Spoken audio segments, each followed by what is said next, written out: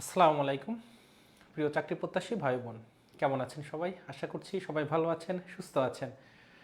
আজকে আমাদের ৭৫ দিনের ধারাবাহিক যে আয়োজন, সেই আয়োজনের গণিতের ৭ নম্বর ক্লাস। সেই ক্লাসে আমরা আলোচনা করব ২১১ থেকে ২৪৫তম প্রশ্ন। সবাই ক্লিয়ারলি শুনতে পাচ্ছেন কিনা এটা জানাবেন, সব কিছু পরিষ্কার দেখতে পাচ্ছেন কিনা। যদিও আমি একটু অসুস্থ গতকাল থেকে, আশা করি ক্লাসে প্রভাব পড়বে না, ক্লাস ভালোভাবে নিতে পারবো ইনশাআল্লাহ। তো যেটা অবশ্যই করতে হবে যে ক্লাস আপনাকে অবশ্যই নোট করতে হবে। নোট যদি না করেন তাহলে কিন্তু ক্লাসগুলো থেকে খুব বেশি উপকৃত হতে পারবেন না।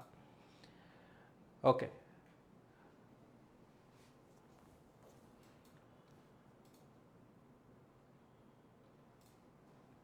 আমরা তাহলে দেরি না করে আমরা ক্লাসে চলে যাই। আমাদের প্রথম প্রশ্ন আজকের দিনের ২১১ নম্বর প্রশ্নটি দেখুন, আপনারা উত্তর করার চেষ্টা করুন, কারণ এগুলো আমাদের যে টপিকগুলো আমরা আলোচনা করেছি, মোটামুটি যাদের একটু মানে গণিতে দক্ষতা রয়েছে তারা এগুলো আনসার করতে পারবেন ভালোভাবে। ওকে,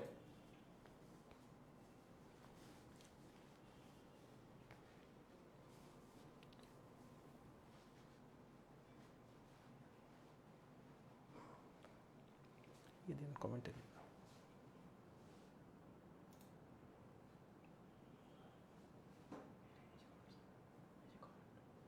2 দিন ধরে ঘোলা দেখায়।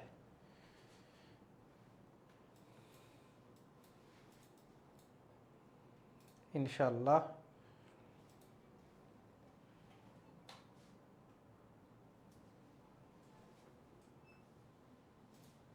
ওকে। তাহলে দেখুন বলছে কি, প্রশ্নটা দেখুন। প্রশ্নে বলছে জাকারিয়া সাহেব ২৫০০ টাকা, জাকারিয়া সাহেব ২৫০০ টাকা দিয়ে একটি গাড়ি কিনেছে। তার মানে ২৫০০ টাকা দিয়ে একটা গাড়ি কিনেছে। আমরা জানি যে টাকা দিয়ে কিনে তাকে কি বলা হয়? ক্রয় মূল্য। ক্রয় মূল্য। ওকে, তাহলে ২৫০০ টাকা দিয়ে গাড়ি কিনেছে। এই গাড়িটা কিনে 25% লাভে বিক্রি করলো। গাড়িটি সে কত দামে বিক্রি করলো? এখন দেখেন, আমরা যে লাভ লোকসানের হিসেব করি, এটা কার উপরে ভিত্তি করে? কোনো সময়ই আমরা যে লাভ করি অথবা লস করি, এটা কি বিক্রয় মূল্যের উপরে? না। আমাদের যে ইনভেস্টমেন্ট, আমরা যে টাকাটা ব্যয় করি, আমাদের যে ইনভেস্টমেন্ট, তার পার্সপেক্টিভে আমরা লাভ অথবা লস ক্যালকুলেট করি। তার মানে ক্রয় মূল্যের উপরে আমাদের লাভ এবং লস হয়। এখন 25% লাভ করা, মানে লাভ কত হবে তাহলে? আমাদের যে ক্রয় মূল্য, এই যে ক্রয় মূল্য ২৫০০ টাকা, এর আমার 25% আমাদের লাভ। তাহলে আমরা কি জানি? এখন ক্যালকুলেশন খুব সহজেই করতে পারবো। এর মানে গুণ, আর পার্সেন্টেজ মানেই ১০০ দিয়ে ভাগ। ক্যালকুলেশন যদি করি তাহলে কি ঘটনা ঘটতেছে? ০ ০ কেটে যায়, ২৫ ২৫ কত হয়? ৬২৫। তাহলে এই যে ২৫০০ টাকা দিয়ে সে গাড়িটা কিনেছে, 25% যে সে লাভ করেছে, 25% মানে ৬২৫ টাকা। তাহলে কিনেছিল ২৫০০ টাকা দিয়ে, ৬২৫ টাকা লাভ করেছে। এটা যদি আমাদের কেনা দামের সাথে যোগ করে দেই তাহলেই আমাদের বিক্রয় মূল্যটা পাওয়া যাবে। ৩১/২৫। এই আমাদের আনসার। খুব সুন্দর করে নোট ডাউন করে নেন। এইটা আমরা এইভাবে একভাবে করতে পারি, অথবা আপনার যদি মনে হয় আর একটা বেসিক খুব ভালোভাবে জেনে নেন, আমাদের সব কিছু ক্যালকুলেশন, লাভ লোকসান, এটা কার উপরে দেখি বলেন তো? এইটা আমরা ক্রয় মূল্যের উপরে ধরি। এজন্য ক্রয় মূল্য আমাদের মোট ইনভেস্টমেন্ট। আর আমরা কোনো কিছু যখন ব্যয় করি বা সম্পূর্ণ পরিমাণটা কত পার্সেন্ট হয়? পার্সেন্টেজের মানে। যদি আমি কি বলি আমার পুরোটাই লাগবে, একটা একটা জিনিস রয়েছে, একটা পণ্য রয়েছে, একটা খাবার রয়েছে, আমি বলছি আমি পুরো অংশটাই চাই, আমি একটুও কম নিব না, একটুও বেশি নিব না, পুরো অংশটা। পুরো অংশ মানে কি? পুরো অংশ মানে শতকরাতে ১০০%। ১০০%। আমরা বলি না যে কোনো ভুল করা চলবে না, ১০০% রাইট হইতে হবে, 100% রাইট হইতে হবে, তার মানে সম্পূর্ণটাই সঠিক হইতে হবে। তাহলে ক্রয় মূল্যকে সবসময় কি চিন্তা করবেন? সব সময় লাভ ক্ষতির ম্যাথে ক্রয় মূল্য ১০০%। তাহলে আপনি কিন্তু ক্রয় মূল্য দেওয়া আছে ১০০% ইকুয়াল ২৫০০ টাকা।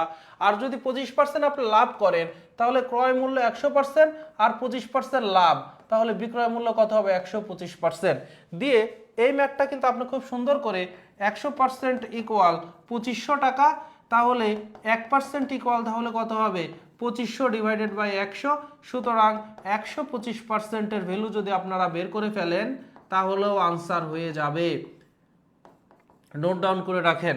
আমরা এইটা অ্যাপ্লাইটা এটাতে করি। দেখেন বলতেছে একটা দ্রব্য 180 টাকায় বিক্রয় করায়, 180 টাকা দিয়ে বিক্রয় করেছে, এত টাকা দিয়ে বিক্রয় করায় 10% ক্ষতি হলো, 10% ক্ষতি হয়ে গেছে।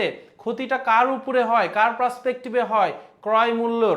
আমাদের ইনভেস্টমেন্টের পার্সপেক্টিভে লাভ অথবা ক্ষতি হয়। খুব ভালো করে লিখে রাখেন যাদের এখনো ক্লিয়ার নাই। আমাদের যে ইনভেস্টমেন্ট, সবসময় আমরা যখন ব্যবসা করব ইনভেস্টমেন্টের উপরে আমরা লাভ অথবা ক্ষতিটা কি করি, ক্যালকুলেশনটা করি। তাহলে একটা দ্রব্য 180 টাকায় বিক্রয় করায় 10% ক্ষতি হয়, 10% ক্ষতি হয়, তাহলে ক্রয় মূল্য আমরা কি, ক্রয় মূল্য সবসময় আমাদের যেটা ইনভেস্টমেন্ট সেটা 100%। ক্ষতি হয়েছে কত, ক্ষতি হয়েছে 10%।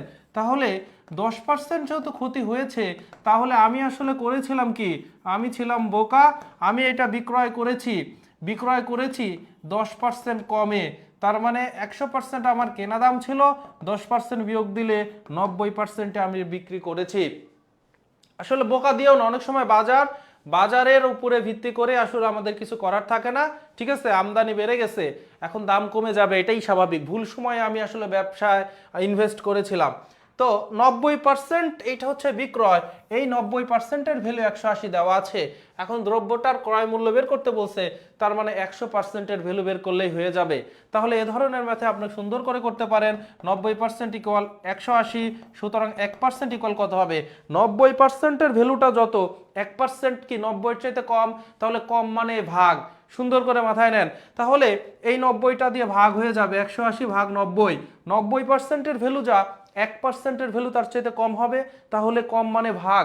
তাহলে এবার 100%, 1%-এর ভ্যালু যা হবে, 100%-এর ভ্যালু বেশি হবে, বেশি মানে কি গুণ।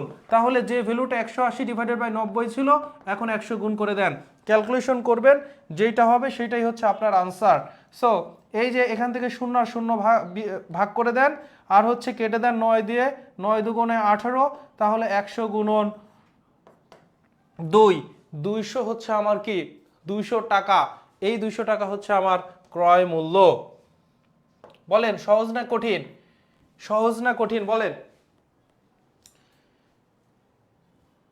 ওকে, সি নাম্বারটা, শতকরা বার্ষিক কত হার মুনাফায়, শতকরা বার্ষিক কত হার মুনাফায়, তার মানে কত হার মুনাফায় এবং শতকরা, তার মানে মুনাফার হার কত, আর ইকুয়াল কত, এটা আমাদের জানতে চেয়েছে। 650 টাকার 6 বছরের মুনাফা, এই যে এত টাকার, তার মানে এইটা আমি ব্যাংকে রেখেছি, এটা আমার মূলধন পি, 6 বছরে এইটা হচ্ছে আমার এন, মুনাফা 273 টাকা, তার মানে আই। তাহলে দেখেন তো, আমরা যদি বলি যে ধরি মুনাফার হার কত, ধরেন x%, তার মানে আর ইকুয়াল x%, মানে কত হবে, x ডিভাইডেড বাই 100, পার্সেন্টেজ মানে 100 দিয়ে ভাগ। তাহলে আই ইকুয়াল আমার PNR, এখান থেকে আমরা আই এর ভ্যালু বসাই দিতে পারি 273, পি এর ভ্যালু দেওয়া আছে 650, এন এর ভ্যালু দেওয়া আছে 6 বছর, আর আর ইকুয়াল আমরা ধরেছি 100%, সরি x%, x বাই 100। আমার বের করতে হবে কার ভ্যালু, x এর ভ্যালু। তাহলে এক্সটা আমি নিলাম, দেখেন এক্সটা ডান সাইডে আছে, এক্সকে একা একা রাখতে হবে। এখন এই 100টা নিচে আসে, একে যদি বাম পাশে নিয়ে আসেন তাহলে 273-এর সাথে সে গুণ হয়ে যাবে। দেখেন সমান ছিল, সমানের ডান পাশে 100 ছিল ভাগ আকারে, বাম পাশে আসলে গুণ হয়ে যাবে। এই দুইটা আছে এক্স এর সাথে গুণ আকারে, তাহলে নিচে নিয়ে আসলে কি হয়ে যাবে, ভাগ হয়ে যাবে। ডান পাশের বামে নিয়ে আসলে ভাগ হয়ে যাবে। তাহলে এইটাই এক্স এর ভ্যালু। এখন আমরা কাটাকাটি করলে যেটা হবে সেটাই হবে আনসার। সো চলুন কাটাকাটি একটু করে দেখি। এই একটা শূন্য, এই একটা শূন্য আমরা কেটে দিলাম। এখন এখান থেকে আমরা দেখেন 3 দিয়ে ভাগ যাবে, 3 দিয়ে ভাগ দেওয়া, ধরেন 273 3 দিয়ে ভাগ যাবে কি যাবে না, আপনি এইটা এখন প্রথমে শিওরিটি চাচ্ছেন। তখন আমরা কি করব, প্রত্যেকটা অঙ্ক গুণ যোগ করে দেব। 2 7 যোগ 3, 2 আর সাথে 9 আর 3 কত হয়, 9 3 12, 12কে দেখেন যোগফলকে কি 3 দিয়ে ভাগ করা যায়, 3 4 12।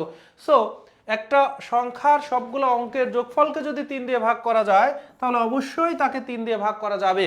সো 3 দিয়ে যদি আমরা ভাগ করি, 3 নং 27, আর 3 1 3, আর এখানে যদি আমরা 6-কে 3 দিয়ে ভাগ করি তাহলে থাকতেছে 2, এই 2 দিয়ে যদি 10-কে ভাগ করি তাহলে থাকতেছে 5, 5 65, 5 13 65, 13 দিয়ে আবার 91-কে ভাগ করলে 7 13 91, তাহলে 5 সাথে হচ্ছে আমাদের কত হয়ে যাচ্ছে, 5 আর 7 হচ্ছে আমাদের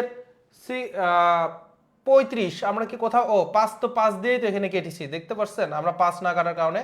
তাহলে আমাদের x এর ভ্যালু হচ্ছে কত, 7%। এই হচ্ছে আমাদের ম্যাথ, ক নাম্বার হবে আনসার।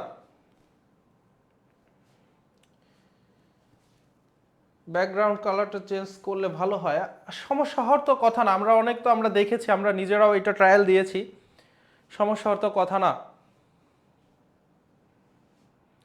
কেটে ফোন ক্লিয়ার করে আবার ঢোকেন, ও আচ্ছা ওনাকে বলছেন, আসলে ক্লিয়ার মানে অস্পষ্ট হওয়ার তো কোনো কথা না।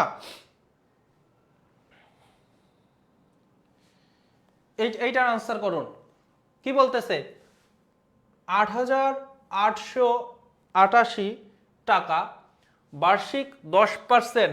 10% মানে কি বলেন তো, 10% মানেই হচ্ছে আপনার খুব মাথায় সহজেই আসতে হবে, সেটা হচ্ছে 10%। পার্সেন্ট মানে কি বলেন তো, 100 দিয়ে ভাগ, তাহলে 10 ডিভাইডেড 100, একটা 0 0 কাটা, তার মানে নিচে 10 1। 10% মানেই 10 ভাগের 1 ভাগ, 10% মানেই 10 ভাগের 1 ভাগ, 10 ভাগের 1 ভাগ। আর কোন একটা সংখ্যাকে 10 দিয়ে ভাগ করা মানে এক ঘর আগে দশমিক। এইগুলো যেন খুব সহজে, যেমন 15-কে যদি 10 দিয়ে ভাগ করেন তাহলে এক ঘর পূর্বে দশমিক, 1.5 হয়ে যাবে। 155-কে যদি 10 দিয়ে ভাগ করেন তাহলে 15.5 হবে। যদি 155-কে যদি আপনি 100 দিয়ে ভাগ করেন তাহলে 2 ঘর আগে দশমিক, 1.55। এগুলো যেন ক্লিয়ার থাকে, ঠিক আছে। এখন বলতেছে 10% সুদে কত বছরে n এর মান চাচ্ছে, n ইকুয়াল হোয়াট, সুদ আসলে 17,000। সুদ আসল নামের সাথেই বুঝতেছেন ব্যাপারটা কি, তাহলে সুদ আসল বা মুনাফা আসল, এটা কি, সুদ ও আসল যোগ করলে যেটা হয়, এর অনেকগুলো নাম আছে, একটা সুদ আসল, এক মুনাফা আসলও বলতে পারে। তো এগুলো দেখলে আপনাদের কোনো সমস্যা হওয়ার কথা না। সমৃদ্ধি মূল একটা জিনিস আছে, এইটাও কিন্তু সমৃদ্ধি মূল, তার মানে মুনাফা মূলধনের সাথে যোগ হয়ে যে বৃদ্ধি পেল, এই মুনাফা আসল, তাকে আরেকটা নামে বলা হয় সমৃদ্ধি মূল, একই জিনিস। তাহলে আমার মূলধন ছিল পি হচ্ছে আমার 8,888 টাকা, আর পি প্লাস আই কেন বললাম, কারণ সুদ আসল, সুদ হচ্ছে আই, আসল হচ্ছে পি, দুইটার যোগফল হচ্ছে পি প্লাস আই। তাহলে পি প্লাস আই থেকে যদি পি বিয়োগ করি তাহলে শুধু আই থাকবে। তাহলে আমরা 17,776 থেকে 8,888 যদি বিয়োগ করেন, 6 1 16 8, 7 1 17 9 8 8 8, তাহলে আরো 8,888 টাকা। তার মানে আমার মূলধন যত আমার মুনাফাও তত। এইটা হইতে আমার কত সময় লাগবে, মূলধন যত মুনাফাও হইতে কত সময় লাগবে, এটা 10 ভাগ, প্রতি বছরে 10 ভাগের 1 ভাগ করে আমি মুনাফা পাই, প্রতি বছরে 10 ভাগের 1 ভাগ করে আমি মুনাফা পাই, প্রতি বছরে 10 ভাগের 1 ভাগ করে আপনি মুনাফা পান। তাহলে পুরো অংশ পাইতে কতদিন লাগবে, 10 ভাগের 10 ভাগ পাইতে 10 বছর লাগবে। এমনিও হয়ে যায়, আর না হলে I equal P N R then, দেখবেন যে হয়ে গেছে। I equal P N R, I equal P N R, তাহলে 8,888, পিও হচ্ছে আমার 8,888, এন এর মান বের করতে হবে, আর হচ্ছে আমার কত 1/10, যেহেতু 10 ভাগ কাটাকাটি করে যেটা হয়েছে, উভয় পক্ষ থেকে এটা হয়ে যাবে, এই 10টা এই পাশে চলে আসবে, ঠিক আছে। কিন্তু জিনিসটা বোঝার চেষ্টা করেন যেন মুখে মুখে পারেন, ঠিক আছে, সূত্র ছাড়া। ইয়েস, আমি যেটা আপনাদেরকে বলি যে সূত্র ছাড়া করে চিন্তা করতে, কিন্তু আপনার যেন কোনোটাই অসুবিধা না হয়, এইটা কিন্তু মাথায় রাখতে হবে, ঠিক আছে। আপনি যখনই 10% দেখেছেন বলছে যে এই মূলধনের সমান, এই মূলধন এখানে 8,888 না হয়ে অন্য যে কোনো কিছু হোক না কেন, 10% আছে, আর বলছে মূলধনের সমান মুনাফা পাইতে কত বছর সময় লাগবে, 10 বছর সময় লাগবে। যদি 20% বলতো, তার মানে 5 ভাগের 1 ভাগ, তাহলে 5 বছর লাগতো, ঠিক আছে।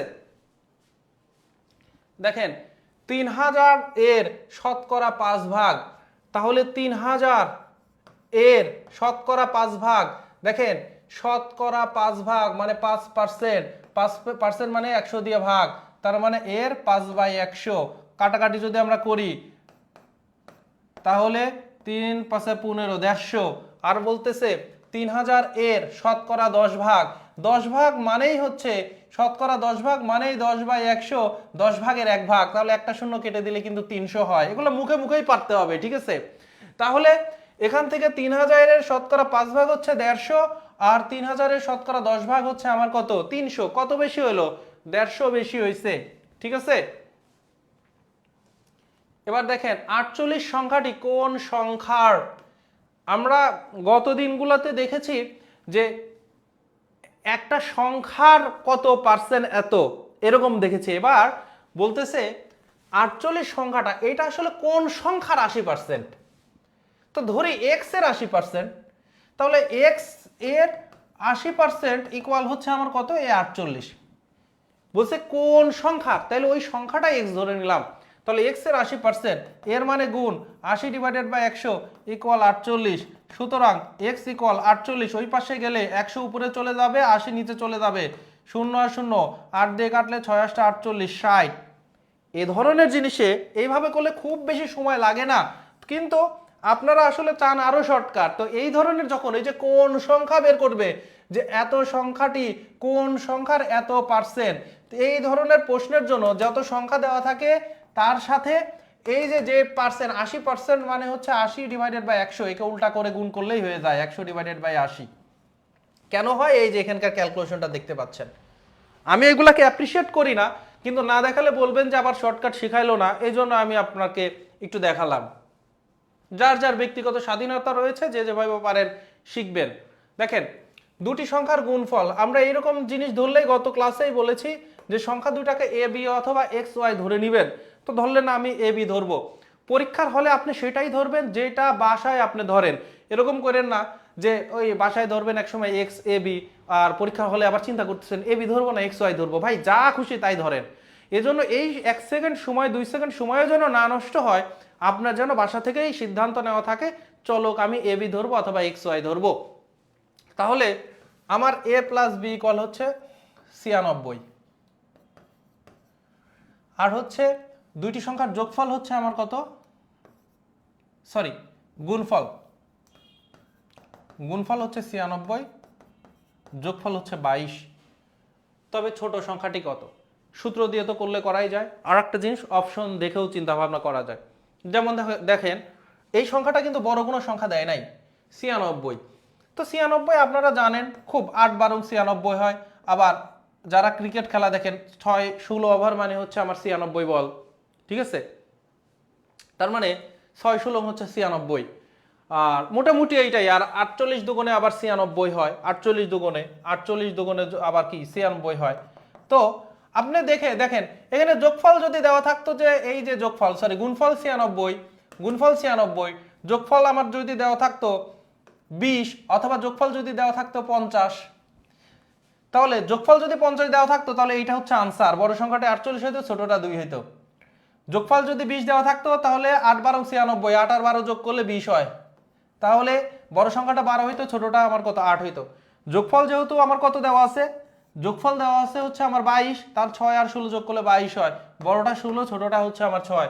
বলছে ছোট সংখ্যাটা কত? 6 হবে ছোট সংখ্যা। এটা হচ্ছে আপনার খুব দ্রুতই করে ফেলতে পারবেন, কারণ আপনি তো জানেন এইগুলা। আর না হলেও খুব দ্রুত করা যায়, সেটা হচ্ছে কোন সূত্র দিয়ে? ওই যে 4ab এর সূত্র দিয়ে, a - b whole square equal a + b whole square minus 4ab। তাহলে 22 এর উপর হোল স্কয়ার মাইনাস হচ্ছে আমার কত? 4 গুণন হচ্ছে আমার 96 96, 22 এর উপর হোল স্কয়ার মানে 484, 4 নং 36, 4 4 4 ছক 24, 2 4 নং, তার মানে 38, 4 নং 36 আর 2 38, তাহলে কত? 100।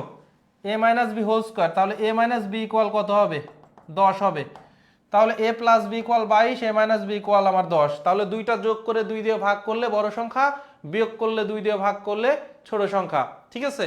তাহলে দেখেন 22 আর 10 যোগ করলে 32, 32 কে 2 দিয়ে ভাগ করেন 16, 22 বিয়োগ হচ্ছে আমার 10 12, 12 কে 2 দিয়ে ভাগ করলে হয় হচ্ছে 6।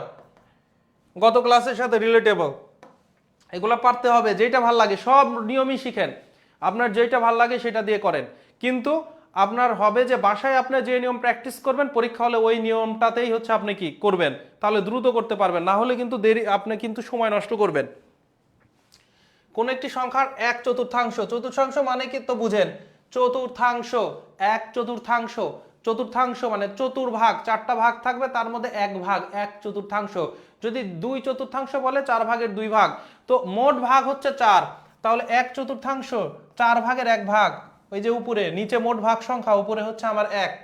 এবার এর সাথে কোনো একটা সংখ্যার, তার মানে এক্স এর এক চতুর্থাংশের সাথে যদি 20 যোগ করি তাহলে যোগফল 100 হয়। তাহলে কোন সংখ্যার, কোনো আসলে না, এটা অ্যাকচুয়ালি কোন সংখ্যার, নয় না কোন সংখ্যার, ঠিক আছে।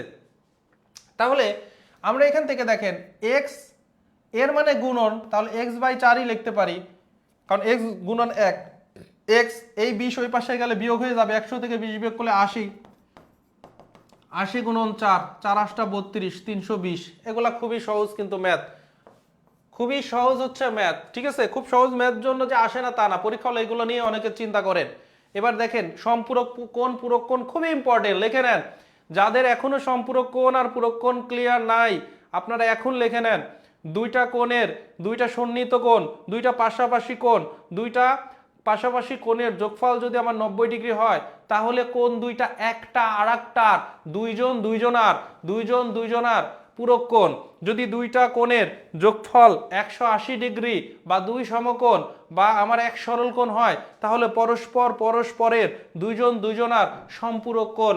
বলতেছে একটি কোণের 4 গুণ 180, 4 গুণ যদি 180 হয়, তাহলে 180কে অর্ধেক করে ফেলেন ভাই, 90, একে আবার অর্ধেক করেন, তাহলে 45। তার মানে ওই সংখ্যাটা আসলে 45, ওই কোণটা আসলে 45। যেহেতু 4 গুণ, তার মানে ওকে 4 দিয়ে ভাগ করলে কত হয়ে যাবে, 45। সেটা হচ্ছে আমার কত, ওই কোণটা, তার সম্পূরক কোণ। সম্পূরক হওয়ার জন্য দুইটা কোণের যোগফল 180 হওয়া লাগে, তাহলে 180 থেকে 45 বিয়োগ করলে আমি সম্পূরক কোণ পাওয়া যাবে 135 ডিগ্রি। ভোলা যাবে না, খুবই ইম্পর্টেন্ট, পূরক কোণ, সম্পূরক কোণ। এবার দেখেন কি প্রশ্ন, একটি আয়তক্ষেত্রের দৈর্ঘ্য 18 সেন্টিমিটার, প্রস্থ 10 সেন্টিমিটার। আয়তক্ষেত্রটির দৈর্ঘ্য বৃদ্ধি করে 25 করা হইল। আগে ছিল 18, এখন আমি 25 করে দিলাম। আগে ছিল 18, এখন আমি কি করে দিলাম, 25 করে দিলাম। করা হলো, আয়তক্ষেত্রটির প্রস্থ কত হলে ক্ষেত্রফল অপরিবর্তিত থাকবে। আয়তক্ষেত্রের ক্ষেত্রফল এরিয়া ইকুয়াল, আমরা কি জানি, দৈর্ঘ্য গুণন প্রস্থ, দৈর্ঘ্য গুণন প্রস্থ। তাহলে বলতেছে এরিয়াটা সমান থাকবে। তাহলে আমরা ধরলাম আয়তক্ষেত্রের প্রস্থ কত করা হলে, প্রস্থ আমরা এক্স ধরে নিলাম। তাহলে শুরুর অবস্থায় দৈর্ঘ্য আর প্রস্থ গুণ করলে 18 আর 10 গুণ করলে কত হচ্ছে, ক্ষেত্রফল হচ্ছে। এবং পরের ক্ষেত্রফল কত হবে, পরে দৈর্ঘ্য বৃদ্ধি করে হয়েছে 25, আর প্রস্থকে আমরা ধরলাম এক্স। দুইটা সমান লিখে দিলাম, কেন, কারণ বলছে অপরিবর্তিত, তার মানে পরিবর্তন হয় নাই, পরিবর্তন হয় নাই। পরিবর্তন না হওয়া মানে আগেও যা ছিল এখনো তাই আছে, আগেও যা ছিল এখনো তাই আছে। অনেকে রাইট আনসার করে ফেলছে, যারা একটু দুর্বল তাদের জন্য একটু কথা বলতেছি।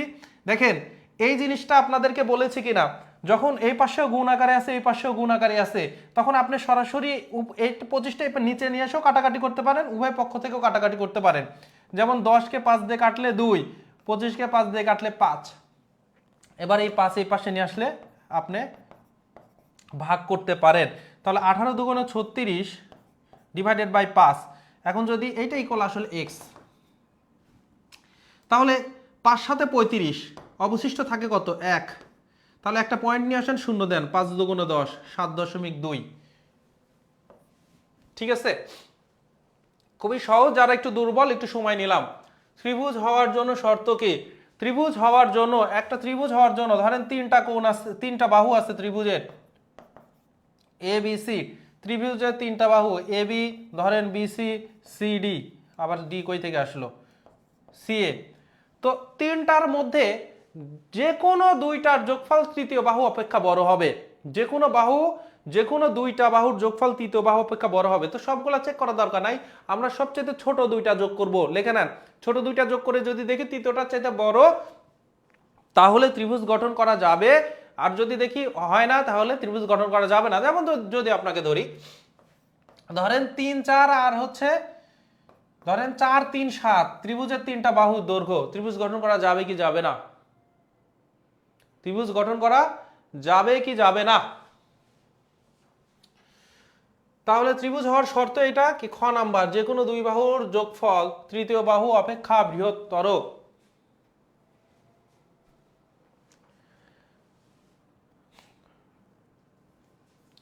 তাহলে একটু বলেন যে ত্রিভুজ গঠন করা যাবে কি যাবে না?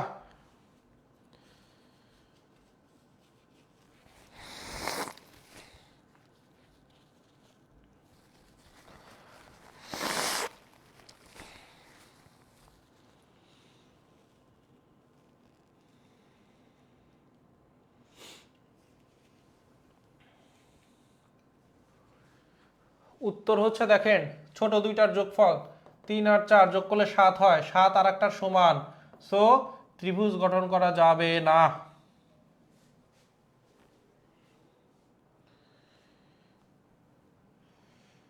শাকিল হোসেন ভাই বরিশাল থেকে ক্লাস করছেন।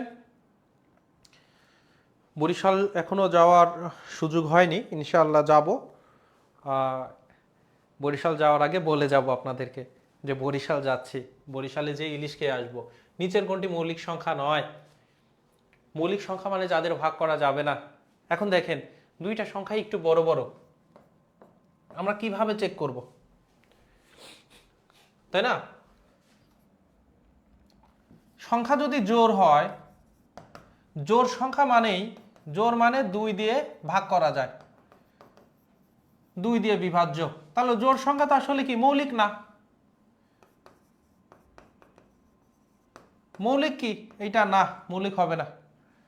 আবার যদি 3 দিয়ে বিভাজ্য, 3 দিয়ে বিভাজ্য কি হবে? মৌলিক হবে না, মানে কোনো কিছু দিয়েই তো ভাগ দেওয়া যাবে না ওই সংখ্যার এক বাদে। তো 3 দিয়ে ভাগ করব, এটা আমরা চেক করব কিভাবে? সবগুলো অঙ্ক যোগ করব,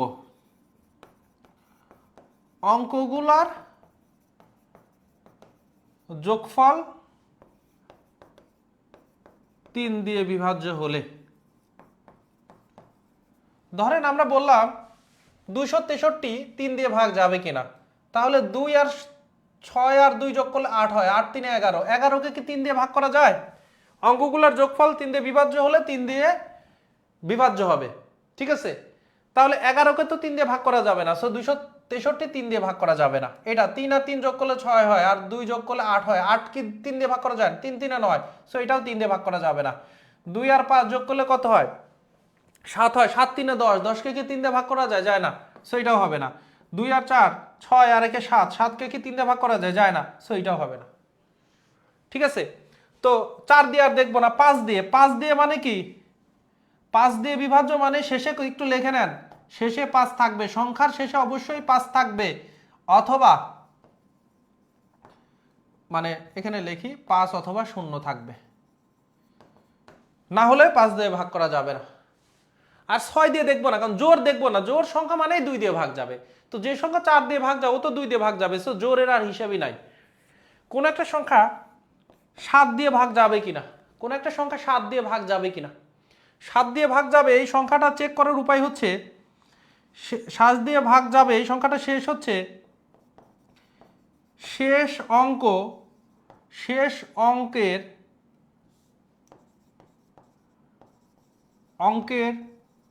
ডাবল বাকি অঙ্কগুলো থেকে বিয়োগ করতে হবে, মানে ওই অঙ্ক বাদ দিয়ে যে সংখ্যা হয় সেই সংখ্যা থেকে বিয়োগ করতে হবে। পরে একটু মানে এইটা হচ্ছে একটু পরে আপনারা নোট করবেন। 7 দিয়ে ভাগ, আমি একটু এক্সাম্পল দেখা দিচ্ছি।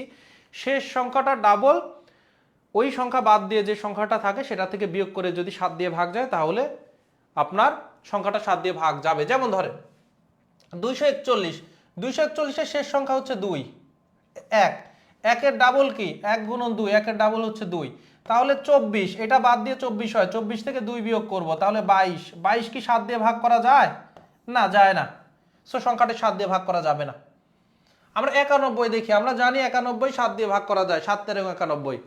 এবার এটা দেখেন শেষ অঙ্ক হচ্ছে 1, তাহলে 1 এর ডাবল করব, 1 এর ডাবল হচ্ছে 1 গুণন 2, 2, তাহলে 9 থেকে 2 বিয়োগ করলে দেখেন 7 হয়, 7 কি 7 দিয়ে ভাগ করা যায়? যায়, এই জন্য 91 ভাগ করা যায়। ধরেন আমরা হচ্ছে আরেকটা সংখ্যা নিচ্ছি, ধরেন 128, ঠিক আছে? 128, 8 এর ডাবল হচ্ছে কত? 16, এখন 12 থেকে 16 বিয়োগ করলে কত -4 হয়, -4 মানে প্লাস মানে যাই হোক 4 কি 7 দিয়ে ভাগ করা যায়, যায় না। সো 128 7 দিয়ে ভাগ করা যাবে না। এবার যদি আমরা দেখেন আমরা যদি কত নিব, ধরেন আমরা নিব হচ্ছে আমার 105 নিব। কত নিব? 105। ঠিক আছে, তাহলে 105 5 এটা বলে হচ্ছে 10, 10 থেকে 10 বিয়োগ করলে 0, 0 কিন্তু সবকিছু দিয়ে ভাগ করতে পারবেন 0। সো 105 হচ্ছে ভাগ করা যাবে। তাহলে কি হলো এটা একটু নোট ডাউন করে রাখবেন। এবার 7 পরে 11 দ্বারা কোন সংখ্যা 11 দ্বারা কোন কোন সংখ্যাগুলো 11 দিয়ে ভাগ করা যাবে? 3 অঙ্কের সেই সকল সংখ্যা 11 দিয়ে ভাগ করা যাবে যাদের প্রথম আর শেষটার যোগফল ভিতরেরটা হবে। কেমন দেখেন, ইন্টারেস্টিং। 3 আর 2 যোগ করলে কত হয়? 5, ভিতরে আছে 6, 7 11 দিয়ে ভাগ করা যাবে না। 3 আর 2 যোগ করলে হচ্ছে আমার কত? 5, ভিতরে আছে 3, সো 11 দিয়ে ভাগ করা যাবে না। 3 আর 2 যোগ করলে হয় কত? 5, ভেতরেও আছে 5, সো 11 দিয়ে ভাগ যাবে। 11 দিয়ে ভাগ যাবে। সো কোনো একটা সংখ্যা যখন একটা সংখ্যা দিয়ে ভাগ চলে গেছে তখন কি আর কি হবে? সেটা কি আর মৌলিক সংখ্যা হবে? হবে না। সো গ নাম্বার। এখন এই কনসেপ্টগুলো মনে হচ্ছে এত কিছু কি মাথায় রাখা যাবে? না ভাই, যাবে না। কিন্তু যখন আপনি রাখতে পারবেন তারা হচ্ছে স্পেশাল, খুব দ্রুত। কারণ প্রথমেই তো সে এসে যখন এইটার দিকে তাকাইছে, প্রথম ডিজিট আর শেষ ডিজিট দেখতে পাইছে, 2 আর 3 যোগ করলে 5 হয়, সো এটা 11 দিয়ে ভাগ করা যাবে, এইটা আনসার। ঠিক আছে, ইনশাআল্লাহ ইনশাআল্লাহ শাকিল ভাই যাব। বুঝতে পেরেছেন কি না? খুব ভালো করে মাথায় রাখবেন। যেমন 121 11 দিয়ে ভাগ করা যায়, 1 আর 1 যোগ করলে 2। আপনি ধরেন নিচে হচ্ছে 3 দিছেন, তারপরে 4 দিছেন, 3 আর 4 বিয়োগ যোগ করলে হয় 7। দেখেন 11 দিয়ে ক্যালকুলেটারে 11 দিয়ে ভাগ করেন, দেখেন ভাগ যাচ্ছে। ধরেন 5 আর নিচে পরে দিছেন 4, ভিতরে 5 4 যোগ করলে 9, দেখেন 594 কে 11 দিয়ে ভাগ করতে পারবেন। ধরেন নিচেন হচ্ছে 2 7, তাহলে 2 আর 7 যোগ করলে 9, 297, দেখেন 11 দিয়ে ভাগ করতে পারবেন। ক্যালকুলেটর নিয়ে চেক করে দেখেন, সব সংখ্যা 11 দিয়ে ভাগ যায়। সো এই পয়েন্টগুলো একটু মাথায় রাখবেন। কোন সংখ্যা 4 ও 6 দ্বারা ভাগ করলে প্রতি ক্ষেত্রে ভাগশেষ 2 থাকে? 4 দিয়ে ভাগ করলেও ভাগশেষ 2 থাকতেছে, তার মানে ভাগ যায় না। আবার 6 দিয়ে ভাগ করলেও ভাগশেষ 2 থাকতেছে। এ জাতীয় প্রশ্নগুলোতে সব সময় লসাগু বের করবেন, সব সময় লসাগু বের করবেন। তাহলে 4 ও 6 এর লসাগু কত? 4 ও 6 এর লসাগু 12, কারণ সবচাইতে 12 হচ্ছে 4 দিয়েও ভাগ যায়, আবার কি 6 দিয়েও ভাগ যায়।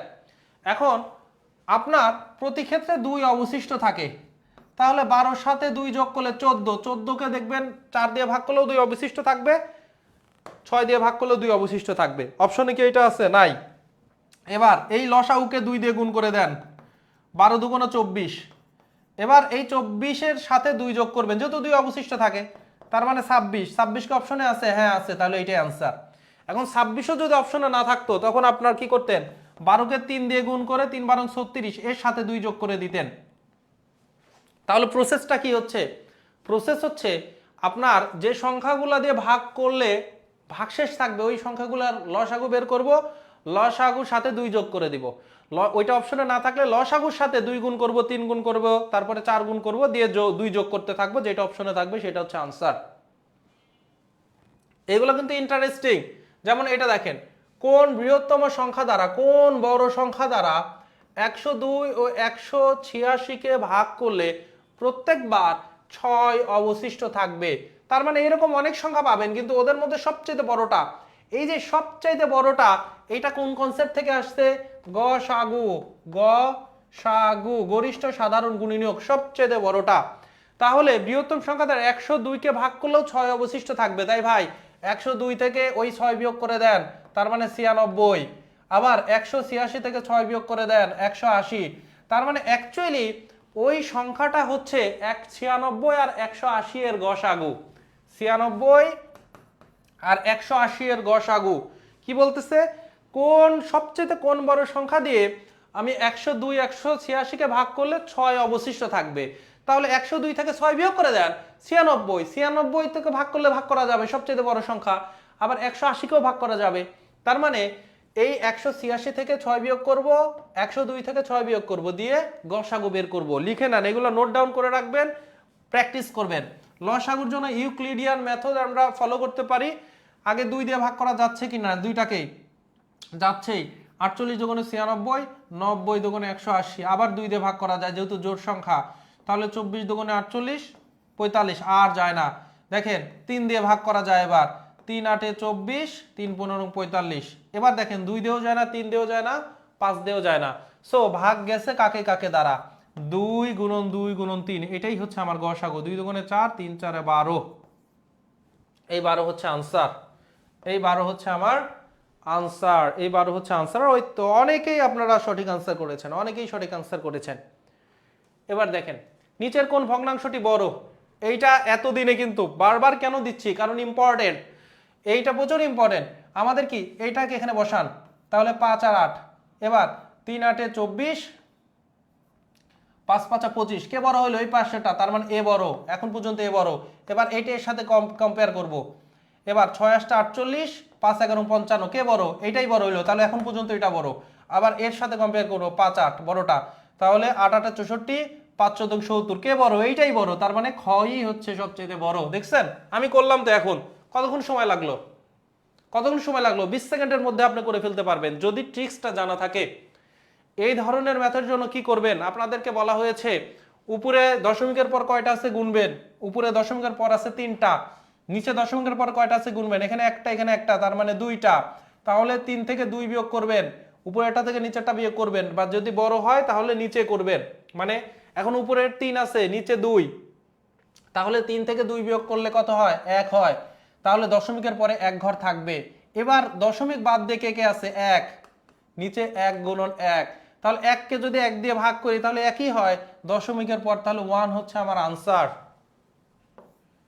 তাহলে প্রসেস, উপরে মোট কতগুলা দশমিকের পর কয়টা আছে, নিচে কয়টা আছে, এটা ক্যালকুলেট করে নেবেন আগে, তারপর দশমিক বাদ দিয়ে আগে ভাগ করবেন, দিয়ে হচ্ছে আপনি আনসার করবেন। 1 কুইন্টাল, 1 কুইন্টাল মানে যাদের মুখস্থ নাই এখন মুখস্থ করেন, 100 কেজি। 1 quintal 100 KG. আচ্ছা 1 টন বা 1 মেট্রিক টন 1000 কেজি। তাহলে 1 টন ইকুয়াল কত হচ্ছে, 10 কুইন্টাল। এই পরিমাপগুলো যেন মুখস্থ থাকে। আজকের কাজ এই 3টা, আমরা প্রতিদিন কিন্তু 1টা 2টা করে পরিমাপ রাখতেছি, যেন সবগুলা পরিমাপের প্রয়োজনীয় সবগুলা পরিমাপ যেন আপনার মুখস্থ হয়ে যায়। এবার দেখেন দুইটি রাশির অনুপাত 5 অনুপাত 11, 5 অনুপাত 11। উত্তর রাশি 99 হলে পূর্ব রাশি কত, ধরেন এ অনুপাত বি। প্রথম যেটা বলে না মুক্তিযুদ্ধ, মুক্তিযুদ্ধ মুক্তিযুদ্ধ উত্তরকাল, তার মানে মুক্তিযুদ্ধের পরের পরবর্তী, মুক্তিযুদ্ধ পরবর্তী এই সময়টাকে বলা যায় মুক্তিযুদ্ধ উত্তর। মুক্তিযুদ্ধ উত্তর, কোনো কিছু উত্তর মানে পরে, আর পূর্ব মানে তো পূর্ব আমরা জানতেছি, তার মানে এটা হচ্ছে পূর্ব রাশি, আর এই পরেরটা হচ্ছে উত্তর রাশি। তাহলে বলতেছে আমার অনুপাত দেওয়া আছে 5 অনুপাত 11। এখন এটার উত্তরটা দেওয়া আছে 99, তাহলে 11টিকে 99 পরিণত করতে কি করতে হবে, 5 11 99, সরি 11 9 11 99, কি চিন্তা দেখছেন, 9 11 99, তার মানে 11কে 9 দিয়ে গুণ করতে হবে। তাহলে অনুপাতের উত্তর রাশিকে যদি 9 দিয়ে গুণ করেন তাহলে পূর্ব রাশিকেও আপনার 9 দিয়ে গুণ করতে হবে, 5 9 45। এই কনসেপ্টগুলা যেন থাকে, কঠিন কনসেপ্ট না, কিন্তু কনসেপ্টগুলা গুরুত্বপূর্ণ।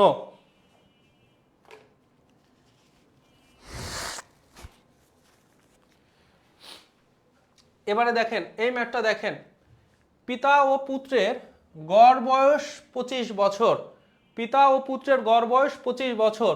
2 বছর পূর্বে 2 পুত্রের, পিতা ও 2 পুত্রের, তার মানে মানুষ কয়জন, 3 জন, তাহলে ওদের গড় হচ্ছে 25 বছর। তাহলে 3টা ব্যক্তির গড় যদি 25 বছর হয়, ওদের যোগফল 3 25-এ 3 দিয়ে গুণ করব, তাহলে ওদের সমষ্টি হচ্ছে 75। এইটা তো বুঝতেছেন, 3 জন মানে বাবা এবং 2 ছেলে, ওদের গড় হচ্ছে 25, তাহলে তাদের যোগফল কত হবে, 3 25-এ 75। এবার বলতেছে 2 বছর পূর্বে 2 পুত্রের বয়সের গড় ছিল 12। তাহলে 2 পুত্রের বয়সের গড় যদি 12 হয় তাহলে 2 দিয়ে গুণ করলে 12 দুগুণে 24। তাদের 2 পুত্রের বয়সের যোগফল 2 বছর পূর্বে কত ছিল? 24। ঠিক আছে, তাহলে এখন 2 বছর পরে, তার মানে বর্তমানে 2 ছেলেরই কি 2 বছর করে বাড়ছে। তার মানে প্রথম ছেলের বয়স 2 বছর বাড়লো, দ্বিতীয় ছেলের বয়স 2 বছর বাড়লো। তার মানে 24, 2 এ 26 আর 2 এ 28, এটা কিন্তু তাদের বর্তমান যোগফল। বুঝতেছেন কিনা? 2 বছর পূর্বে প্রথম ছেলেরও বয়স 2 বছর কম ছিল, দ্বিতীয় ছেলেরও বয়স 2 বছর কম ছিল। তখনকার যে সমষ্টি, বর্তমানের সমষ্টি তাহলে 4 বছর বেশি। সো বর্তমান সমষ্টি হচ্ছে আমার 28। এখন এই 75 থেকে আপনি যদি 28 বিয়োগ করে দেন তাহলে যে 47টা থাকতেছে, এইটা কিন্তু বাবার বর্তমান বয়স। বাবার বর্তমান বয়স। এখন বলতেছে 5 বছর পরে আবার বাবার বয়স কত হবে? তাহলে 47 সাথে 5 যদি যোগ করেন তাহলে 52 বছর হবে বাবার বর্তমান বয়স। একজন দৌড়বিদ 400 মিটার পরিধি বিশিষ্ট গোলাকার ট্রাকে 24টা চক্কর দেওয়া। দেখছেন, পরীক্ষাতে একদম বাংলা ভাষা ইউজ করছে, মানে আমরা যেগুলা আঞ্চলিকে আমরা ইউজ করি। 400 মিটার পরিধি, পরিধি মানে এই বৃত্তর একদম এই যে পরিধি মোট আসলে কতটুকু, একটা বৃত্তকে কাটলে লম্বা করলে যতটুকু বড় দৈর্ঘ্য হবে সেটাই পরিধি তার। তার মানে একটা বৃত্তকে যদি আমরা বেড়া দেই তাহলে ওই বেড়া যত মিটার বেড়া লাগবে সেটা তার পরিধি। তার মানে একটা বৃত্তকে 1 চক্কর দেওয়া মানে তার পরিধি সমান পথ অতিক্রম করা। তাহলে 24 চক্কর দেওয়া মানে 24 বার পরিধির সমান দূরত্ব অতিক্রম করা। 24 দিয়ে গুণ করে দিবেন, 4 4 16, হাতে আছে 1, 4 দুগুণে 8 9, তাহলে 96 হচ্ছে মিটার। কিলোমিটারে করতে গেলে 1000 দিয়ে ভাগ করলে 9.6 কিলোমিটার। খুবই সহজ। এবার দেখেন, এই মান নির্ণয়ের প্রশ্ন কিন্তু দিয়ে দিছে একটু জটিল করে। মান নির্ণয়ের প্রশ্ন একটু জটিল করে দিছে। x - 1/x এর ভ্যালু বের করতে বলছে। তো আমরা 4ab এর সূত্র সচরাচর ইউজ করতাম, তখন x + 1/x এর ভ্যালু দেওয়া থাকতো আর a দেওয়া আছে ধরুন, আর তখন এটার ভ্যালু আমরা বের করতে পারতাম। কিন্তু এখন তো দেওয়া আছে একটা সমীকরণ x² + 1 whole square equal 5x²। দেখেন এই পাশে হোল স্কয়ার আছে, এ জাতীয়গুলোর কাছে হইলে আমরা যেটা করব, একটু লিখে নেন। আমরা ডান পাশে x² আছে, ডান পাশে x² রাখতে পারবো না, কারণ এক পাশে কনস্ট্যান্ট থাকবে। তো এই x² দিয়ে উভয় পক্ষকে ভাগ করে দেন, x² + 1 x² দিয়ে ভাগ করেন। এই পাশে যদি 5x² কে x² দিয়ে ভাগ করেন, x² কেটে যাবে, শুধু 5 থাকবে। এবার দেখেন তো, ধরেন 4 এর উপর স্কয়ার আছে, নিচে হচ্ছে উপরে ধরেন 4 এর উপর স্কয়ার আছে, নিচে 2 এর উপর স্কয়ার আছে। আপনি একবারে কিন্তু 4 এর নিচে 2 দিয়ে একবার ব্র্যাকেট দিয়ে সবার উপরে হোল স্কয়ার দিতে পারবেন। এর উপর আলাদা করে স্কয়ার, এর উপর আলাদা করে স্কয়ার, একটা ব্র্যাকেট দিয়ে সবার উপরে আলাদা করে হোল স্কয়ার দিয়ে দিতে পারবেন। দেখেন একটা √a আছে, √b আছে, একে আপনি একবারে a আর b দিয়ে হোল হচ্ছে কি রুট করে দিতে পারবেন। এই কাজটা তাহলে আমরা যদি এখানে করি, x² + 1 আর x এর উপরেও পাওয়ার আছে, এটার উপরেও পাওয়ার আছে, হোল করা যাচ্ছে কি যাচ্ছে না? দেখেন করা যাচ্ছে, ইকুয়াল হচ্ছে 5। আচ্ছা এখানে দেখেন এক্সটা আসলে কি, x² এর নিচেও x আছে, 1 এর নিচেও কিন্তু x আছে, তাহলে আমরা লিখতে পারি x² / x প্লাস 1/x, আলাদা করে লিখে দিলাম। এর নিচেও x আছে, এর নিচেও কিন্তু x আছে, লিখে দিলাম। এবার উপরে x², নিচে একটা x, কাটাকাটি করলে শুধু x থাকতেছে। তাহলে দেখেন তো কি হচ্ছে, x প্লাস 1/x ইকুয়াল 5। তাহলে এতদিন পরীক্ষায় আপনাকে সরাসরি ভ্যালু দেওয়া ছিল, এইটা কিন্তু কঠিন তুলনামূলক, যেটা আপনার ভ্যালু বের করে নিতে হলো, যেইটার আপনার ভ্যালু x প্লাস 1/x এর ভ্যালু যে 5, এটা আপনাকে বের করে নিতে হলো। বের করার সিস্টেমটা দেখেন, ঠিক আছে? এখন যেটা হবে, এখন যেটা হবে, এখানে কিন্তু হোল স্কয়ার ছিল, ঠিক আছে? এখন যেটা হবে, এইটা যখন আপনি প্র্যাকটিস করবেন খুব দ্রুত, এই এক্স স্কোয়ার এই নিচে এই পাশে আসলে আপনি হোল স্কোয়ার এখান থেকে এখানে কাটলে আপনি কি হবে, এখানে এক্স থাকবে, এখানে 1/x থাকবে। মানে এই ম্যাথটা তো এরকম না যে এটা খুবই আনকমন, এই একই জিনিস রেখে বারবার পরীক্ষায় আসছে, তখন খুব দ্রুত মুখস্থ হয়ে যায় যে এই আসলে এক্স প্লাস 1/x আর হোল স্কোয়ার যেহেতু আছে এইটার ভ্যালুই থাকে 5। এটা খুব দ্রুত মুখস্থ হয়ে যায় জানেন যদি আপনারা করেন। তাহলে এবার x minus 1/x whole square equal কত হবে, x plus 1/x whole square minus 4 into x into 1/x, x x কাটা। হোল স্কোয়ারের ভ্যালু কত, হোল স্কোয়ারের ভ্যালু 5 থেকে 4 বিয়োগ করলে 1, স্কোয়ারের ভ্যালু যদি 1 হয় তাহলে এক্স মাইনাস 1/x এর ভ্যালু প্লাস মাইনাস 1। খ নাম্বার হচ্ছে আনসার। অনেকেই কিন্তু আপনাদের যারা প্রস্তুতি মোটামুটি নিয়েছেন বা ম্যাথে একটু ভালো তারা কিন্তু আপনারা করে ফেলছেন। এবারে আসেন উৎপাদকের বিশ্লেষণ কি দেওয়া আছে, 2x² মাইনাস x মাইনাস 3, এগুলো আপনাদেরকে বারবার শিখিয়েছি। সেটা হচ্ছে কনস্ট্যান্ট হচ্ছে 3 আর x² এর সহগ হচ্ছে 2, গুণ করলে হয় 6। এবার এই 6 কে ভাঙলে আমরা জানি 6 1 কে 6, 3 দুগুণে 6, ভেতরে কি আছে মাইনাস x আছে। সো মাইনাস x পাওয়ার জন্য আমাকে কি করতে হবে, 3 আর 2 এর বিয়োগফল হচ্ছে 1, তাহলে 2x² minus 3x plus 2x minus 3, কারণ 3 আর 2 নিলাম, যেহেতু মাইনাস x আছে মাইনাস 3 এর আগে মাইনাস দিলাম আর প্লাস 2 দিলাম, তাহলে 3 থেকে 2 বিয়োগ করলে 1 হয়। এবারে আমরা কমন নেই, শুধু x ছাড়া তো কোনো কিছু কমন নেওয়া যায় না, 2x মাইনাস 3 প্লাস 1 কিছুই কমন নেওয়া যায় না, এই জন্য আমরা প্লাস 1 কমন নিলাম।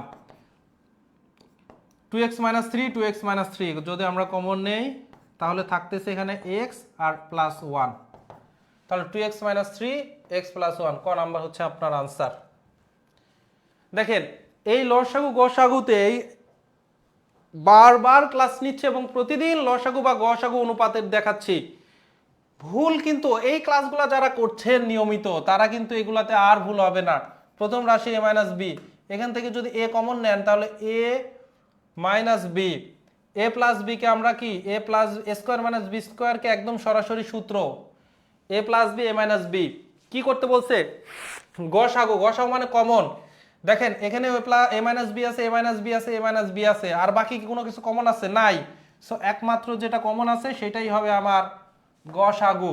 আর লসাগু যদি বলতো তাহলে কমনটা নিতাম একবার, কমন ছাড়া এ প্লাস বি আছে, যেগুলো কমন নাই ওইগুলাও নিব। সো এখানে এ আছে এও নিব, তার মানে এই তিনটাই হবে হচ্ছে আমার কি লসাগু। লসাগু মানে কমন যেগুলো নাই, কমন যেগুলো আছে একবার নিব, আর কমন যেগুলো নাই সেগুলোও একবার করে নিব, ঠিক আছে। এক্স কিউব ইকুয়াল 64 হইলে এক্স এর মান কত, তার মানে এক্স ঘনমূল হচ্ছে আমার 64। আমরা এগুলা কয়েকটা এমনিই জানি, কারণ 2 গুণন 2 গুণন 2 ইকুয়াল 8, 3 গুণন 3 গুণন 3, 3 থেকে 9, 3 নং 27, 4 গুণন 4 গুণন 4, 4 4 16, 4 16 64, 5 গুণন 5 গুণন 5, 5 5 25, 5 25 125, 6 গুণন 6 গুণন 6, 6 6 36, আর গুণন 6 তাহলে 6 6 36, আর হচ্ছে আমার 3 6 18 আর 3 21। তো এগুলা কিন্তু মুখস্থই থাকে অন্তত, এইটা যদি নাও থাকে, যেমন আমারই ধরেন এই মুহূর্তে আসলে মুখস্থ নাই, কারণ আমি এগুলো কেন মুখস্থ করতে যাবো, এমনিই তো আমার কি করতে করতে যেটা মুখস্থ হবে সেইটা ছাড়া আলাদা করে কোনো সময় প্রেশার নিতে যাবেন না, কোনো সময় প্রেশার নিতে যাবেন না, খুব দ্রুতই তো বের করা যায়। এটার জন্য আমাদের লগ এ ভিত্তিক এর ভ্যালু কিন্তু 1 হয়, তার মানে লগ যদি 10 ভিত্তিক 10 হয় সেটা 1। এখন ধরেন লগ 10 আছে, এখানে 100 আছে, একে আপনি কি লিখতে পারবেন, লগ 10 ভিত্তিক 10 এর উপর স্কোয়ার, কারণ 100 কে তো 10 গুণন 10 লিখতে পারেন, 10 এর উপর স্কোয়ার করতে পারেন কি পারেন না, তো এইটা। এখন আবার আরেকটা সূত্র, লগ এ ভিত্তিক এ টু দি পাওয়ার যদি n হয় তাহলে n লগ এ, আর লগ এ আর এ আবার 1, সুতরাং n হয়ে যাবে, ঠিক আছে। তার মানে যেটা পাওয়ার থাকে এই পাওয়ারকে আপনি সামনে নিয়ে আসতে পারবেন, তাহলে 2 সামনে নিয়ে আসলেন এই পাওয়ারকে, লগ 10 ভিত্তিক 10, লগ এ ভিত্তিক এ মানে আবার 1, সো ভ্যালু হয়ে যাবে 2। এখন এই ম্যাথটা আসেন দেখেন, প্রত্যেকটা জিনিস কিন্তু অনেক কিছু কিন্তু অল্প সময়ে দেখালাম। লগ 10 ভিত্তিক 0.001, 1কে যদি 10 দিয়ে ভাগ করেন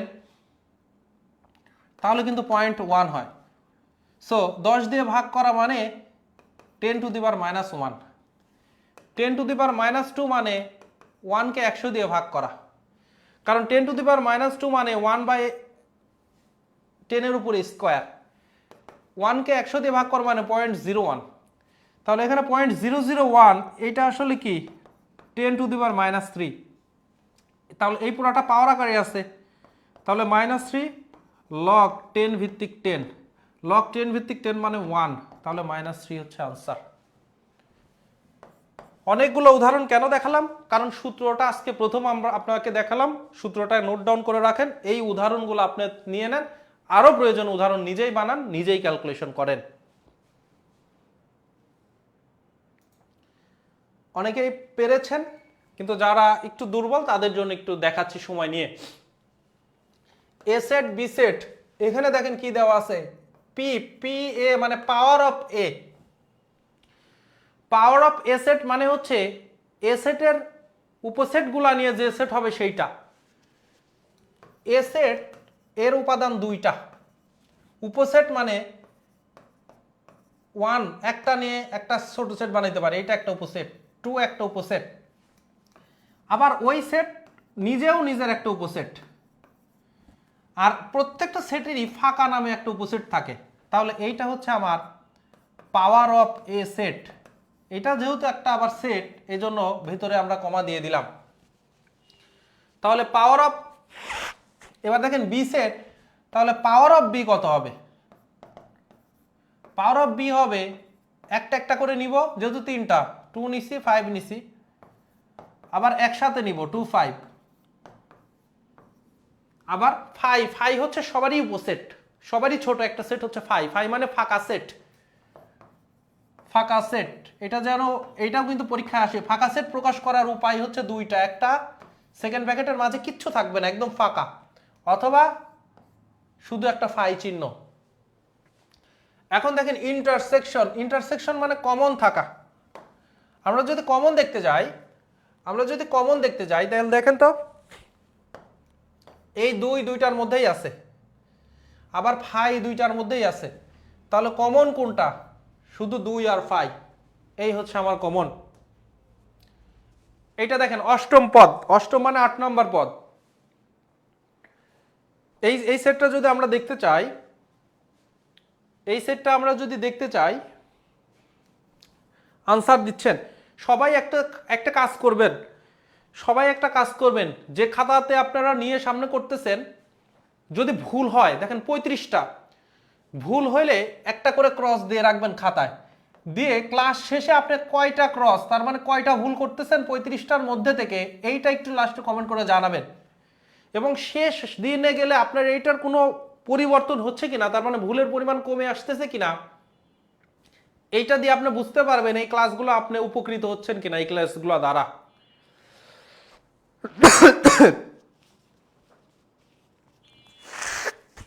বুঝতে পারলেন যে কি বললাম? বললাম যে আপনারা ক্লাস মানে খাতায় ইন্ডিকেটর ইউজ করবেন, যে কয়টা ভুল করতেছেন অথবা কয়টা ঠিক করতেছেন। আমি আশা করি যে আপনারা ভুলের পরিমাণ কম হবে, এই জন্য কমটা ইন্ডিকেট করবেন যেন আপনারা গুনতে পারেন। এইটার পরস্পর দেখেন, এইটা দেখলেই বুঝতে পারতেছেন প্রথম 2টা যোগ করলে দ্বিতীয়টা পাওয়া যায়, এই 2টা যোগ করলে তৃতীয়টা পাওয়া যায়, এই 2টা যোগ করলে তারপরেরটা পাওয়া যায়, তার মানে প্রত্যেকটা পদ তার আগের 2টার যোগফল, তার মানে পরেরটা 5 আর 8 যোগ করলে 13, এইটা হচ্ছে আমার তারপরের পদ হবে, তারপরেরটা কত হবে 8 আর 13 যোগ করলে 8 13 21, 1 2 3 4 5 6 7 8, তার মানে 8তমটা হচ্ছে 21। এই জাতীয় যদিও সিরিজ এইটা আসলে 1 দিয়ে শুরু হয়েছে, এই সিস্টেম 0 দিয়ে শুরু হবে, 0 1, 0 আর 1 যোগ করলে 1 হয়, 1 আর 1 যোগ করলে 2 হয়, 1 আর 2 যোগ করলে 3 হয়, 2 আর 3 যোগ করলে 5 হয়, 3 আর 5 যোগ করলে 8 হয়, 8 আর 8 যোগ করলে 13 হয়, 8 আর 13 যোগ করলে 21 হয়, 13 আর 21 যোগ করলে 34 হয়, ডট ডট ডট এইভাবে চলতেই থাকবে। এই সিরিজকে বলা হয় ফিবোনাক্সি সিরিজ। যারা জানেন না তারা লিখে নেন ফিবোনাক্কি সিরিজ, এগুলোর প্রচুর ব্যবহার রয়েছে, বিশেষ করে হায়ার সায়েন্সে ইঞ্জিনিয়ারিংয়ে প্রচুর ব্যবহার রয়েছে। আমরা যারা ইঞ্জিনিয়ারিং করেছি আমরা এগুলাতে মানে এই সিরিজের ব্যবহার প্রচুর জায়গাতে আমাদের করতে হইতো। এবার আসেন সমাধান করলে, তার মানে ইকুয়েশন দেওয়া আছে 3 গুণন 4x minus 6 equal 3x plus 9। যার যেভাবে কমফোর্ট ফিল হয় সে সেভাবে করবেন। এই 3 দিয়ে এগুলাকে আগে গুণও করে দিতে পারেন, অথবা 3 ওই পাশে ভাগও করতে পারেন। ওই পাশে দেখতেছেন 3 দিয়ে ভাগ করা যায় দুইটাকেই, যার যেভাবে কমফোর্ট হয়। তো আমি যদি 3 দিয়ে ওই পারে ভাগ করে দেই তাহলে এই পাশে 4x থাকতেছে মাইনাস 6, 3 দিয়ে যদি 3কে ভাগ করেন 1 হয়ে যাচ্ছে, 3 কেটে যায়। 3 দিয়ে যদি 9কে ভাগ করেন 3 তিরিক্ষা 9, 3 এইটা থাকতেছে। এবার x কে এক পাশে নিয়ে আসেন, 4x মাইনাস x 3, এইটা ওই পাশে গেলে 6 হয়ে যাচ্ছে। তাহলে 3x ইকুয়াল 9, x ইকুয়াল হচ্ছে আমার 3। ঠিক আছে, মানে যার যেভাবে ভালো লাগে সে সেভাবে করবেন। কারোর ভালো লাগতো যে আমি এভাবে করব, 3 4 12, তাহলে 12x minus 3 6 18 equal 3x plus 9 দিয়ে 3 এই পাশে আসলে 12 থেকে বিয়োগ করলে 9x, 18 আর ওই পাশে 9 সাথে 9 আর 18 27, তাহলে x ইকুয়াল কত 3। মানে যার যেভাবে ভালো লাগবে সে সেভাবে করবেন, কিন্তু বাসায় যেভাবে করবেন ওইভাবে পরীক্ষা হলে করার চেষ্টা করবেন। ঠিক আছে, এটা কিন্তু আমি বারবার বলতেছি কারণ এটা একটা স্ট্র্যাটেজি, পরীক্ষা হলে সময় বাঁচাবে। একটি কোণের মান 80 ডিগ্রি হলে একে কি কোণ বলে? কোন কোণের মান যদি 90 ডিগ্রি হয় সমকোণ, 90 চাইতে ছোট হলে সূক্ষ্মকোণ, 90 চাইতে বড় হলে স্থূলকোণ, তাহলে সেটা সূক্ষ্মকোণ। সূক্ষ্মকোণ এর আরেকটা নাম আছে, সেটা হচ্ছে তীক্ষ্ণ কোণ। ঠিক আছে, আবার তীক্ষ্ণ কোণ বললে আবার ভয় পেয়েন না, তীক্ষ্ণ কোণ। কোণ 3টি বাহু দিয়ে ত্রিভুজ গঠন করা যাবে না। আজকেই কিন্তু আপনাদেরকে এটা শিখিয়েছি যে ত্রিভুজ গঠনের শর্ত হচ্ছে যে কোনো দুইটা কোণের যে কোনো দুইটা বাহুর যোগফল ত্রিটার চাইতে বড় হবে। তো আমরা চেক করব কোন দুইটা, ছোট দুইটা। এখানে ছোটটা হচ্ছে 2 আর 4, 2 আর 4 যোগ করলে 6 হয়, 5 এর চাইতে 6 বড় হবে। 4 আর 5 যোগ করলে 4 5 9, 6 এর চাইতে বড় হবে। 4 আর 2 যোগ করলে হয় 6, তাহলে 6 তো 7 এর চাইতে ছোট, সো হবে না। তো হবে না বলছে, তাহলে গ নাম্বার রাইট। এটা দেখে আমরা 3 আর 4 যোগ করলে 7, 7 তো 6 এর চাইতে বড়, তাহলে গ হচ্ছে হবে না। বৃত্তর বৃহত্তম জ্যা, বারবার বলেছি এটা প্রশ্ন দেই নাই, কিন্তু আজকে দেখেন প্রশ্ন দিয়েছি। যে বৃত্তের সবচেয়ে বড় কেন্দ্র দিয়ে যে জ্যাটা যায় সেটাকে ব্যাস বলা হয়, কেন্দ্রগামী জ্যাকে ব্যাস বলা হয়, ব্যাস হচ্ছে সবচেয়ে বড়। x ইকুয়াল সাইন ওয়াই হলে x এর সর্বোচ্চ মান কত? দেখেন সাইন থেটার মান হয় হচ্ছে আপনার -1 থেকে +1 পর্যন্ত, সর্বনিম্ন মান মিনিমাম -1, আর এইটা হচ্ছে ম্যাক্সিমাম। আরেকটা একটু অ্যাড করি, সেটা হচ্ছে কস, দুইটা আস্তে আস্তে, কসেরও সেম। ঠিক আছে, কিন্তু কসেরও কি হবে, আমার মান কি হইতে থাকবে? কসের জন্য যদি আমরা মান দেখি তাহলে 0 থেকে ওই -1 থেকে 1 এর মধ্যেই থাকবে। ঠিক আছে, সেম থাকবে সর্বোচ্চ। এবারে দেখেন ব্যাস, বলেন তো কি অবস্থা আপনাদের? কি আজকে 7তম ক্লাস করতেছেন, উপকৃত কি হচ্ছেন কিনা? ফিবোনাক্কি একটু বলবেন যে ক্লাসগুলো থেকে উপকৃত হচ্ছেন কিনা, এটা একটু জানাবেন।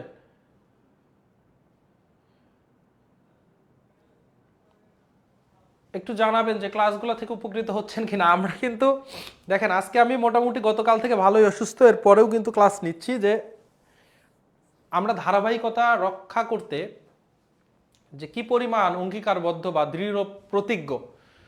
আপনারা অনেকে শুরুর দিকে বলেছিলেন যে কিছু ক্লাস নিয়ে হারিয়ে যাব কিনা বা অন্যান্য প্ল্যাটফর্মের মতো হবে কিনা। আমরা আপনাদেরকে সিওরিটি দিয়েছিলাম, আমরা সেই দিন আমরা কিন্তু বলেছিলাম যে আমরা আপনাদের সাথে অঙ্গীকারবদ্ধ, আমরা প্রতিজ্ঞাবদ্ধ। ঠিক আছে, সেই জায়গা থেকে কিন্তু আমরা মানে খুব বড় অসুবিধা না হলে কিন্তু আমাদের ক্লাস ধারাবাহিক মানে নিব তো নিবই, ধারাবাহিকভাবেই নিব। তো সেই জায়গা থেকে কিন্তু আগের ক্লাসগুলো বলছি, সেই জায়গা থেকে কিন্তু আপনাদেরকে কিন্তু মানে ধরে রাখতে হবে, আপনাদেরকে কিন্তু ধরে রাখতে হবে। ঠিক আছে, আপনারা কিন্তু এই যে সংখ্যা কিন্তু কমতেছে, গণিত ক্লাসের সংখ্যা আরো বেশি, কারণ আমি আপনাদেরকে বলি যে নোট না করলে ক্লাসই করার দরকার নাই। কারণ আপনারা যদি নোট না করেন ভাই, আমি তো আপনার উপস্থিতি আপনার ক্লাসে অনেক বেশি আছেন, এটা দিয়ে আমার কিছু আমার দেখতে ভালো লাগবে, আমি এটাও চাচ্ছি না। আমি চাচ্ছি আপনারা উপকৃত হন। আপনি নোট করেন, ঠিক আছে? আপনি নোট করে করে পড়েন, উপকৃত হবে।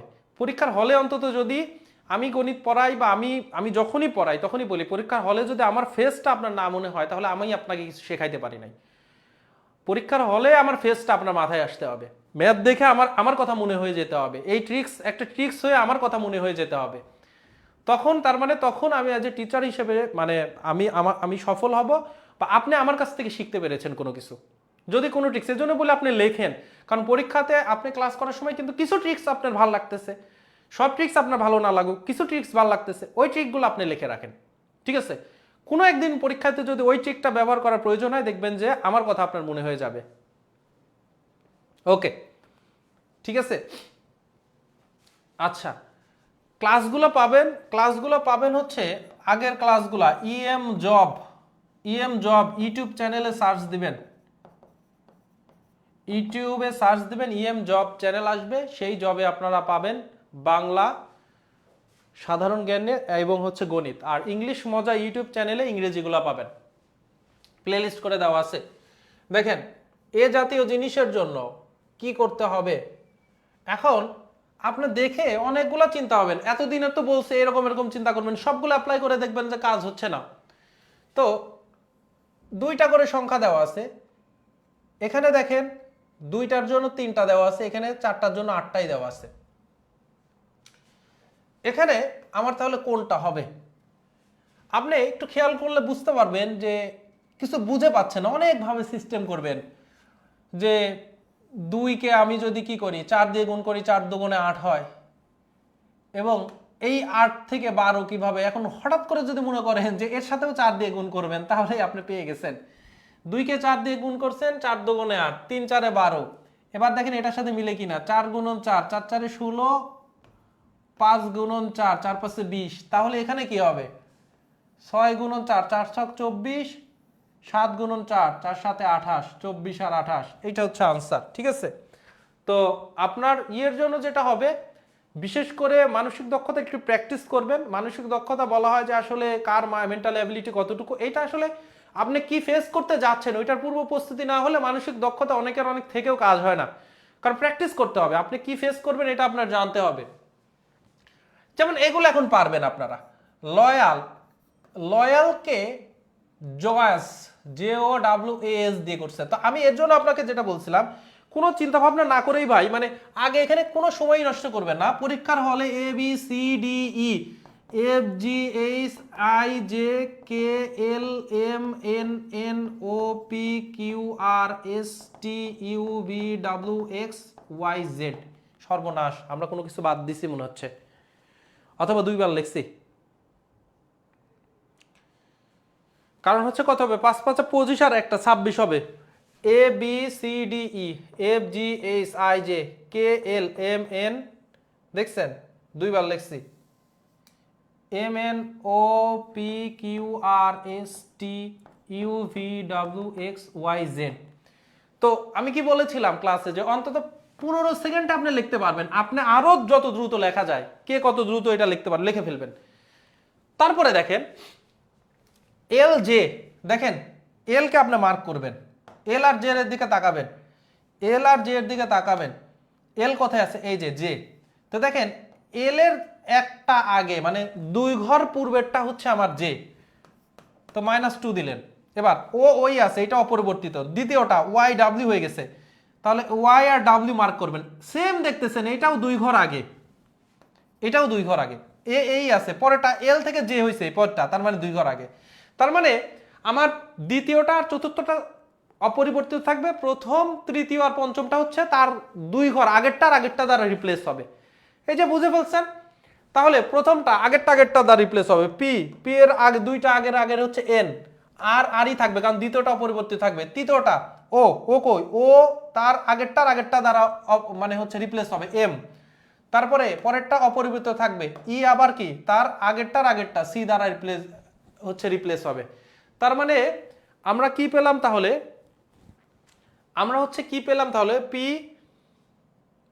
পি পি এর আগেরটা হচ্ছে এটা N, N R M N C, N R M N C, ঠিক আছে, ঘ নাম্বার হচ্ছে আনসার। তো আপনি হচ্ছে যেটা আপনাকে বলেছি, কোনো সময় এখানে এখানে মাথা টাথা নষ্ট করেন না ভাই, কারণ লাস্টে আপনি এখান থেকেই ব্রেন খুলে বের করতেছেন। তো যেহেতু 26টা বর্ণ, মানে এত ডাইনামিক হওয়াটা খুবই মুশকিল, খুবই টাফ, যে আপনি এই এল দেখে এল এর পূর্বেরটা ব্যাকে আসতে পারতেছেন খুব দ্রুত, আবার মানে ওয়াই আছে, ওয়াই এর আগেরটা কি পরেরটা বলা যায়, কিন্তু আগেরটা একটু মানে টাফ হয়, ঠিক আছে। তো এই কাজটা এটা একবার লিখে নেবেন। আপনার একটার জন্য মিনিমাম তো আপনার কাছে কতক্ষণ সময় থাকবে, 35 সেকেন্ড সময় থাকবে। তো 15 সেকেন্ডে এটা লিখে নিলে তো আপনি আর মনে করেন যে 10 সেকেন্ডের মধ্যে বের করে ফেলতে পারবেন। লাস্ট ওয়ান আজকের ক্লাসে, টেলিফোন কেবল, ওই যে টেলিফোন লাইন যেগুলো ছিল টিভিতে আমরা শাবানা আলমগীরের মুভিতে দেখতাম, তারপরে মোস্তফার মুভিতে দেখতাম, বা এখনো অফিসগুলাতে চলে, সেটা হচ্ছে লাল টেলিফোনও হচ্ছে আমরা দেখেছি, ঠিক আছে। লাল টেলিফোন কোথায় পাওয়া যায় বলবেন? তাহলে টেলিফোন হচ্ছে কেবল তার থাকে, আর রেডিওতে তার থাকে না, তাহলে ওয়্যারলেস, খ নাম্বার হচ্ছে আনসার, ওয়্যারলেস। এই হচ্ছে আমাদের অল অ্যাবাউট টুডেস ক্লাস। আপনারা একটু জানাবেন যে কি অবস্থা। আপনারা জানিয়েছেন যদিও, তো আজকের ক্লাস এইগুলা ছিল। আপনারা ধারাবাহিকভাবে চেষ্টা করবেন, যেহেতু আজকে 245টা ক্লাসের মধ্যে দিয়ে সলভ হইল, আপনার খাতাতে যদি 245টা প্রশ্নের সমাধান থাকে, সমাধান তো 235টা প্রশ্ন লিখে সমাধান থাকার দরকার নাই, খালি যে ট্রিকগুলো আপনি নতুন শিখেছেন সেইগুলা লিখে নেন। সর্বোচ্চ কয়টা হবে, হয়তো দেখবেন যে 50টা ট্রিক বের হয়েছে। তো আমরা যখন 1000টা প্রশ্ন শেষ করব, দেখবেন যে 200টা আপনার এরকম নোট করা আছে। ওই 200টা নোট আপনার মাথায় থাকা মানে আপনি সব গণিত পারবেন, ঠিক আছে।